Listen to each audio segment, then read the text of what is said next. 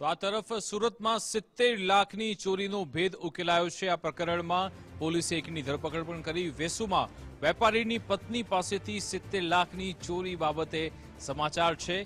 ચોરી કરનાર નોકર લવકુશ ઉર્ફે ચંદન શુક્લની ધરપકડ થઈ। અડથાણ પોલીસે આરોપીની વાપીમાંથી ધરપકડ કરી। આરોપી પાસેથી 25 લાખનો મુદ્દામાલ જપ્ત થયો। પોલીસે આરોપીને કોર્ટમાં 3 દિવસના રિમાન્ડ મેળવ્યા।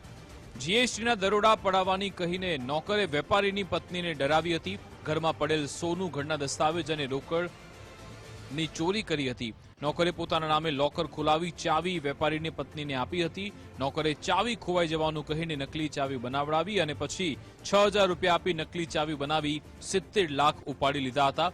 અડતાલ પોલીસે તપાસ હાથ ધરી આરોપીને વાપીથી ઝડપી લીધો છે।